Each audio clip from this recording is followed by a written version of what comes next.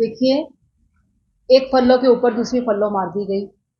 देखा जाए तो महिलाओं के लिए जो गृहिणीय हैं उनके लिए क्या बजट आया, कहीं बात बात ही नहीं हुई। अगर हम इनकम टैक्स स्लैब की भी बात करें उसमें कोई बढ़ोतरी नहीं हुई। सीनियर सिटीजन की बात करें उसमें कुछ बजट में नहीं आया। यूथ की बात करें उनके लिए भी कुछ नहीं आया। मुझे ये नहीं समझ आती है कि जीडीपी की बात करते हो, वो गरीब इंसान कहाँ समझता है। उसको तो 10,000 का मतलब है कि 10,000 में उसको पूरा महीना अपना निकालना है, और वो किस तरीके से निकालेगा। आपने क्या किया क्या नहीं किया, लेकिन आम व्यक्ति के लिए और गरीब व्यक्ति के लिए ये बजट जो था बिल्कुल निराशाजनक था।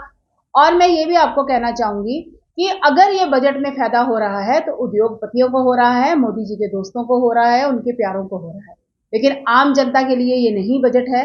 और दूसरी बात, गरीब तो बिल्कुल गरीबी की रेखा से पार जाएगा, क्योंकि वो बेचारा अपने आप को ग्रोथ ही नहीं कर पाएगा। और दूसरी बात ये है कि ये वो कहते हैं कि हमारा इस टेरोर का अंतिम बजट है। मैं तो ये कहना चाहूंगी कि जनता के मन में इतना रोष है, महंगाई को लेके, बेरोजगारी को लेके, महिला सुरक्षा को लेके, और सबसे ऊपर बात जो है महिला की रसोई को लेके जो रोष है, वो इनका बीजेपी सरकार का अंतिम बजट होगा। इसके बाद मुझे लगता है ये बजट पेश करने की हालात में नहीं रही। 10 में से 0 नंबर दूंगी।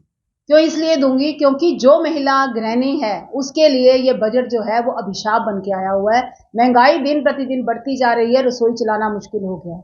यही 0 नंबर यूथ के लिए दूंगी। कोई बेरोजगारी का इतना साधन बन चुके हैं। मुझे तो आपके साथ ये शेयर करते हुए मैं चाहती हूँ कि आपके माध्यम से लोगों को ये पहुंचे।